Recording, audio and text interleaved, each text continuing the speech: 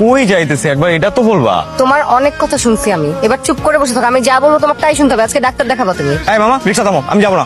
চুপ করে বসে বলতেছি না, আমি যা বলতেছি তোমার করতেই হবে। তুমি টাকা পেয়ে বলো তো। এই চুরি টুরি করো নাই তো? তোমার কি মাথা ঠিক আছে? হ্যাঁ, ডাক্তার দেখা ওইসব বলছি।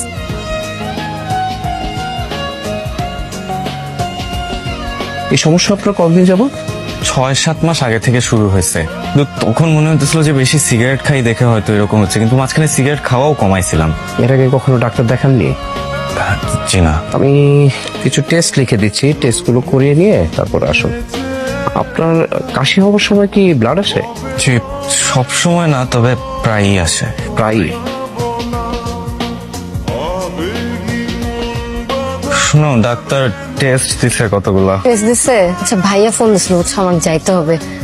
তুমি এই টাকা রাখো, তুমি টেস্ট গুলা করায় ডাক্তার দেখায় তারপর আমাকে ফোন দিও, ঠিক আছে? সত্যি কথা বলো, তুমি এত টাকা কই পাইছো? তুমি মায়ের কানে দুল বেঁচেছো, তোমাকে আমি না করছি না এটা করতে? দেখো, আমি যাকে ভালোবাসি তার থেকে বড় আমার কাছে কানের দুল না। আমার দেরি হচ্ছে, আমি যাই। দেখায় আমাকে ফোন দিও। হ্যাঁ, দাঁড়া, কোচিং শেষ করে বাজারে গেছিলাম। তোর মতো একটা যুবতী মেয়ে একা একা বাজারে ঢ্যাং ঢ্যাং করে ঘুরে বেড়ায়, হ্যাঁ? তুমি এরকম দেরি করলে কিন্তু এবারে খাওন দাওন সব কপাল থেকে উঠে যাবো। যাও ঘরে যাও। তো কানের দুল কইছি। কানের দুল ভাইয়া সকালে হারায় গেছে। আর কত মিথ্যা কথা বলবি? ওই বাদাইমার জন্য আর কত মিথ্যা কথা বলবি তুই? আমার মার শেষ স্মৃতিটুকু বিক্রি করে দিলি, একটু চিন্তা করলি না? শোনো, ওদের আজ থেকে বাড়ি বাইরে না যায়, কথাটা যেন মনে থাকে। জি আচ্ছা। এ দাঁড়া, ছিলি কোথায় সারাদিন? তুই তো জানিস তোর একমাত্র ছোট বোন, তার সম্বন্ধ ঠিক হইতেছে, ওই দেখতে আসবে, আর তুই সারাদিন টই টই করে ঘুরছিস। আমি বাপ হইয়া আমি চিন্তার মধ্যে আছি যে কিভাবে আমার এই মেয়ের বিয়ে দেব।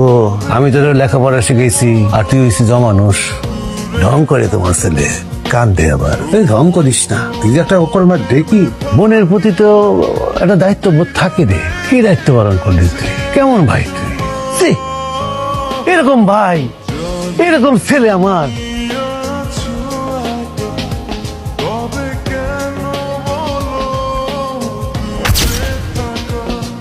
কিছু টেস্ট করানো দরকার, তাহলে কনফার্ম হওয়া যেত।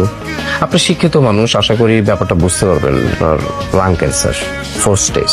কি বলবো, আসলে ভয়ের কিছু নাই, চিন্তা বা ভয়ের কিছু নেই। খুব দ্রুত আপনার উন্নত চিকিৎসার ব্যবস্থা প্রয়োজন।